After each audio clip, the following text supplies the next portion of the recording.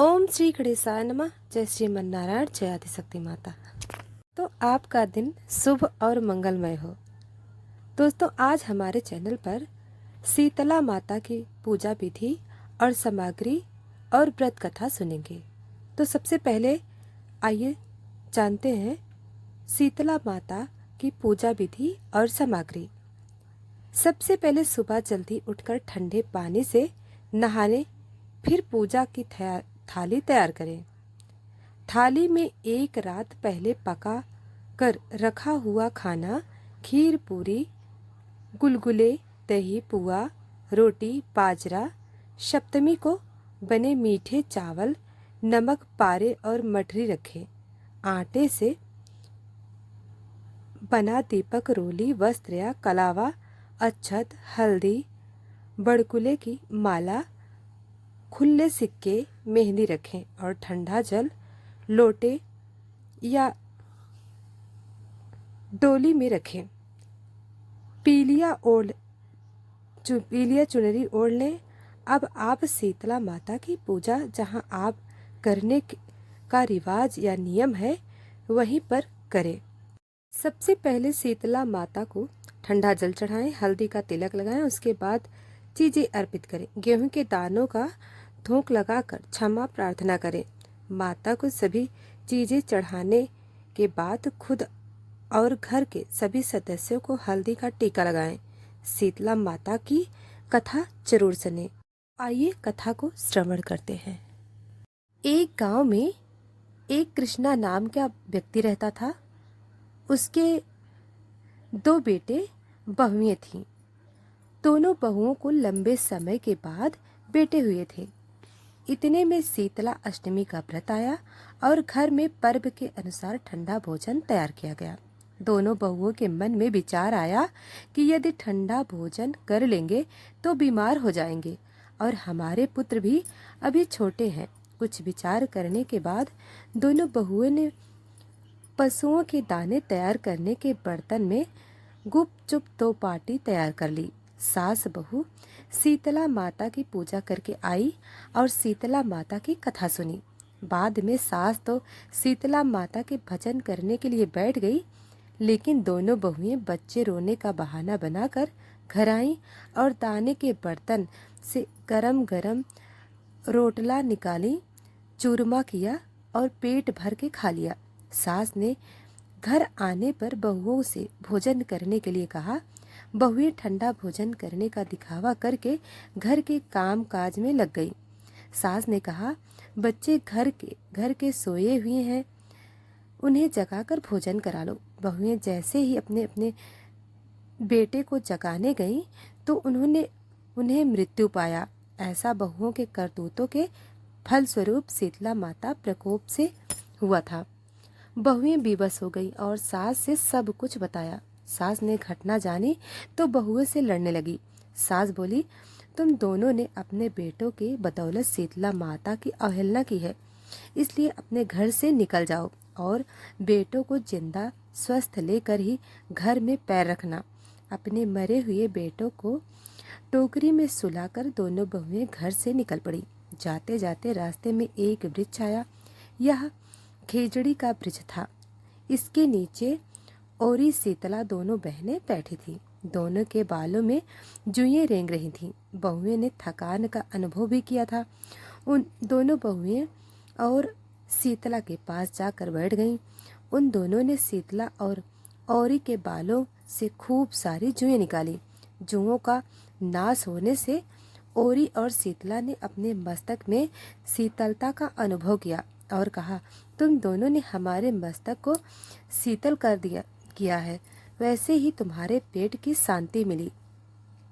दोनों बहुएं एक साथ बोलें कि पेट की दया हुआ ही लेकर हम मारी मारी भटक रही हैं, परंतु शीतला माता के दर्शन नहीं हुए।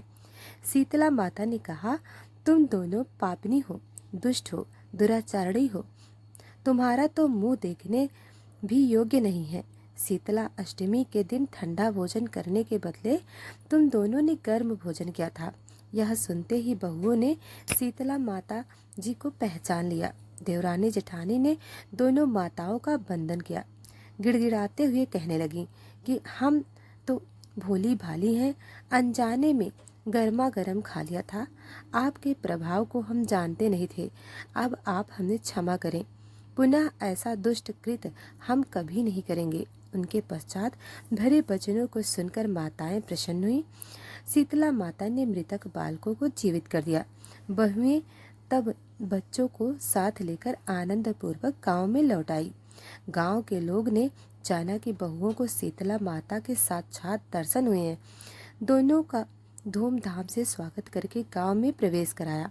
बहुओं ने कहा, हम गांव में शीतला माता के मंदिर का निर्माण कराएंगे। चैत्र माह के शीतला अष्टमी के दिन मात्र ठंडा खाना ही खाएंगे। शीतला माता ने बहुओं पर जैसी अपनी दृष्टि की वैसी कृपा दृष्टि सब पर करना। श्री शीतला माता जय। अब आइए सुनते हैं शीतला माता की दूसरी कथा। इस कथा को पढ़ने से हमारे घर में कभी भी बीमारियां नहीं आती। एक बार शीतला माता ने सोचा कि चलो आज देखूं कि धरती पर मेरी पूजा कौन करता है और कौन मुझे मानता है। यही सोचकर शीतला माता धरती पर राजस्थान के गांव में आ गईं। वहां पहुंचकर उन्होंने देखा कि इस गांव में तो मेरा मंदिर भी नहीं है और ना ही यहाँ पर कोई मेरी पूजा करता है। शीतला माता वेश बदलकर गांव के गलियों में घूम रही थी। तभी एक घर के ऊपर से किसी ने चावल का उबला पानी यानी माड़ नीचे फेंक दिया। वह उबलता पानी शीतला माता के ऊपर जा गिरा। शीतला माता के शरीर में छाले पड़ गए। शीतला माता के पूरे शरीर में जलन होने लगी। अब शीतला माता की बूढ़ी औरत का भेष बनाए हुए थी।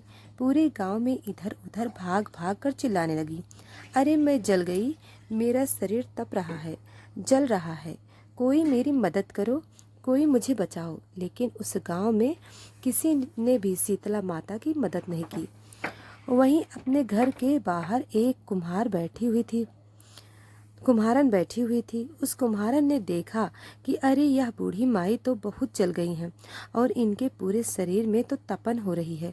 इनके पूरे शरीर में छाले पड़ गए हैं और यह तपन सहन नहीं कर पा रही है। तब उस कुम्हारन ने कहा, माँ तुम यहाँ आकर बैठ जाओ, मैं तुम्हारे शरीर के ऊपर ठंडा पानी डालती हूँ। कुम्हारन ने फिर उन बूढ़ी माई को खूब सारा ठंडा पानी डाला। इसके बाद वह शीतला माता से बोली, माँ मेरे घर में रात की बनी हुई कुछ मिठाई रखी है, थोड़ा सा दही भी है, तुम दही और मिठाई मिलाकर खा लो। जब बूढ़ी माई ने ठंडी यानी ज्वार के आटे की मिठाई और दही खाया तब उनके शरीर को ठंडक मिली। इसके थोड़ी देर बाद कुम्हारन बोली, माँ बैठ जाओ, तुम्हारे सिर के बाल बिखरे हुए हैं, मैं तुम्हारी चोटी गूंथ देती हूँ। ऐसा कहकर कुम्हारन बाई की चोटी गूंथने के लिए उनके बालों में कंघी फिरा रही थी। अचानक कुम्हारन की नज़र बूढ़ी माई के सिर के पीछे पड़ी तो उसने देखा कि एक आंख बालों के अंदर छिपी हुई है। यह देखकर कुम्हारन तो डर के मारे भागने लगी। तभी उस बूढ़ी माई ने कहा, रुक जा बेटी, डर मत, मैं कोई भूत प्रेत नहीं हूँ, मैं देवी हूँ। मैं तो इस धरती पर देखने आई थी कि यहाँ मुझे कौन कौन मानता है और कौन कौन मेरी पूजा करता है। ऐसा कहकर माता चार भुजा वाली हीरे जवाहरात के आभूषण पहने हुए अपने दिव्य असली रूप में प्रकट हो गई।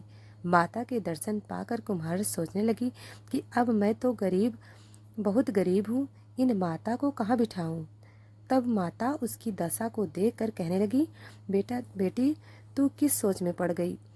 तब उस कुम्हारन ने हाथ जोड़कर आंख से आंसू बहाते हुए कहा, माँ मेरे घर में तो चारों तरफ दरिद्रता बिखरी हुई है, बिठाने तक के लिए कोई चीज़ नहीं है, मैं आपको भला कहाँ बिठाऊं।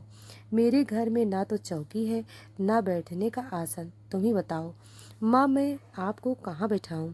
तब शीतला माता कुम्हारन के मन की दशा समझ गई और प्रसन्न होकर कुम्हारन के घर पर खड़े हुए गधे पर बैठकर एक हाथ में झाड़ू और दूसरे हाथ में डलिया लेकर उन्होंने उस कुम्हारन के घर की दरिद्रता को झाड़ डलिया में भर कर फेंक दिया और फिर कुम्हारन से कहा, बेटी, मैं तेरी सच्ची भक्ति से प्रसन्न हूँ।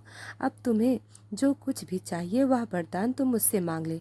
यह सुनकर वह कुम्हारन हाथ जोड़कर बोली, माता, मेरी इच्छा है कि आप इसी डोंगरी गांव में स्थापित होकर यहीं रहिए और जिस प्रकार आपने मेरे घर की दरिद्रता को दूर कर अपनी झाड़ू से साफ करके दूर किया, ऐसे ही आपकी जो भी होली के बाद की सप्तमी को भक्ति भाव से पूजा करके आपको ठंडा जल, दही और बासी ठंडा भोजन चढ़ाए, उसके घर की दरिद्रता को साफ करना और आपकी पूजा करने वाली नारी जाति का अखंड सुहाग रखना, उनकी गोद हमेशा भरी रखना। साथ ही जो पुरुष शीतला सप्तमी को नाई के यहाँ बाल न कटवाए, धोबी को कपड़े धुलने को ना दे और पुरुष भी आप पर ठंडा जल चढ़ाकर नारियल पुष्प अर्पित करके परिवार सहित ठंडा बासी भोजन करें, उसके काम धंधे व्यापार में कभी दरिद्रता ना आए।